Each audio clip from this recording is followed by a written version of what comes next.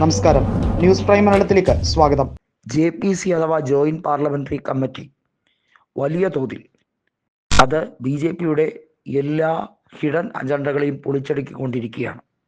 നേരത്തെ തന്നെ 18,000 പേജുള്ള നീല ട്രോളി ബാഗിലെ റിപ്പോർട്ട് BJP എടുത്തു വെച്ച് അലക്കാൻ ശ്രമിച്ചപ്പോൾ അതിനെ പൊളിച്ചടുക്കിയത് പ്രിയങ്ക ഗാന്ധി ഒറ്റയ്ക്ക് നിന്ന് തന്നെയാണ്. ഒരു വലിയ സമരമാണ് പ്രിയങ്ക ഗാന്ധിയുടെ നേതൃത്വത്തിൽ ഇപ്പോൾ പാർലമെന്റിനകത്തും പുറത്തും നടക്കുന്നത്. വാസ്തവത്തിൽ രാഹുൽ ഗാന്ധിക്ക് ജോലിഭാരം കുറഞ്ഞു എന്ന് വേണമെങ്കിൽ പറയാം.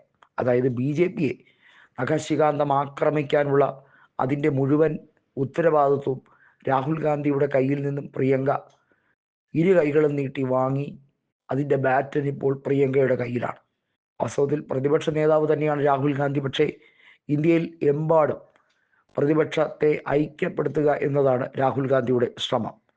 നമുക്കറിയാം, ബീഹാറിൽ ഇനി നിയമസഭാ തെരഞ്ഞെടുപ്പ് നടക്കാൻ പോകുമ്പോൾ അവിടെ സീറ്റ് ഷെയറിംഗ് ഉൾപ്പെടെയുള്ള കാര്യങ്ങൾ, ഇത്തരത്തിലുള്ള വിവിധ സംസ്ഥാനങ്ങളിലെ വിഷയങ്ങൾ രാഹുൽ ഗാന്ധി നേരിട്ടാണിപ്പോൾ സംസാരിക്കുന്നത്. പ്രിയങ്കയാകട്ടെ പാർലമെൻറ്റിൻ്റെ ചുമതല കൂടുതൽ കാര്യത്തോടെ, കൂടുതൽ ഉത്തരവാദിത്വത്തോടു കൂടി നടപ്പിലാക്കാൻ ശ്രമിച്ചുകൊണ്ടിരിക്കുന്നു. അതിൻ്റെ ഭാഗമായാണ് പ്രതിപക്ഷത്തിനെ ഐക്യപ്പെടുത്താൻ പ്രതിപക്ഷത്തിൻ്റെ മുഖമായി, നെടുന്തൂണായി പ്രിയങ്ക ഗാന്ധി അവതരിച്ചിരിക്കുന്നത്. ഇന്ത്യ മുന്നണി എന്ന സ്വപ്നം തകർന്നു എന്ന വലിയ രീതിയിലുള്ള ഹൈപ്പുമായി BJP രംഗത്ത് വരുമ്പോൾ ഞങ്ങൾ യുണൈറ്റഡ് പ്രോഗ്രസീവ് അലയൻസ് തുടങ്ങിക്കഴിഞ്ഞിരിക്കുന്നു, ഞങ്ങൾ വീണ്ടും അധികാരത്തിലേക്ക് എത്താനുള്ള ശ്രമമാണ്, നിങ്ങളുടെ ഹിഡൻ അജണ്ടകൾ ഒന്നൊന്നായി പൊളിയുന്നു, 1 ഇന്ത്യ 1 ഇലക്ഷൻ ഒരു കാലത്തും ഇനി നടപ്പിലാക്കാൻ BJPക്ക് കഴിയില്ല, EVM തട്ടിപ്പ് കയ്യോടെ പൊളിക്കുന്നു, BJPയുടെ കുഴലൂതിയായി നടന്നിരുന്ന തെരഞ്ഞെടുപ്പ് കമ്മീഷൻ അധ്യക്ഷൻ രാജീവ് കുമാർ ഉടൻ തന്നെ രാജിവെക്കും. അതോടുകൂടി വലിയ രീതിയിലുള്ള അന്തരം തെരഞ്ഞെടുപ്പ് റിസൾട്ടുമായി ബന്ധപ്പെട്ട കാര്യത്തിൽ വരുമെന്ന പ്രത്യാശയുണ്ട്. ഇലക്ട്രോണിക് വോട്ടിംഗ് മെഷീനിലെ തിരിമറി കയ്യോടെ പൊക്കിയിട്ടും ഇതുവരെയും തെരഞ്ഞെടുപ്പ് കമ്മീഷൻ അത് കുറ്റമറ്റ രീതിയിലാണ് പ്രവർത്തിക്കുന്നതെന്ന് പരസ്യമായി പറയാൻ തയ്യാറല്ല. തെരഞ്ഞെടുപ്പ് കമ്മീഷൻ ഉരുണ്ട് കളിക്കുകയാണ്. സുപ്രീം കോടതി ചീഫ് ജസ്റ്റിസ് ആയിട്ടുള്ള സഞ്ജീവ് ഖന്ന അധ്യക്ഷനായ ബെഞ്ച് പരിഗണിക്കുന്ന നിർണായകമായ നീക്കത്തിലേക്ക് കാര്യങ്ങൾ പോകുമ്പോഴും തെരഞ്ഞെടുപ്പ് കമ്മീഷൻ എന്ത് പറയണമെന്നറിയാതെ ഇരുട്ടിൽ തപ്പുകയാണ്. തെരഞ്ഞെടുപ്പ് കമ്മീഷൻ്റെ ന്യായങ്ങൾ, തൊടുന്യായങ്ങൾ ഒന്നും തന്നെ അംഗീകരിക്കാൻ ഈ രാജ്യത്തുള്ള പ്രതിപക്ഷമോ ഈ രാജ്യത്തുള്ള ജനങ്ങളോ തയ്യാറാകുന്നില്ല.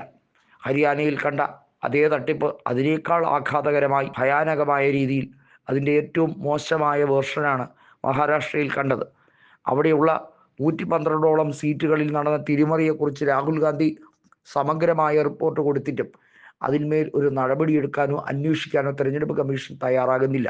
കാരണം രാജീവ് കുമാർ അധ്യക്ഷനായ തെരഞ്ഞെടുപ്പ് കമ്മീഷനിൽ നിന്നും അത്തരത്തിൽ അനുഭാവപൂർവ്വം ഒരു മറുപടി പ്രതീക്ഷിക്കുക തന്നെ വയ്യ എന്നുള്ളതാണ് സത്യം.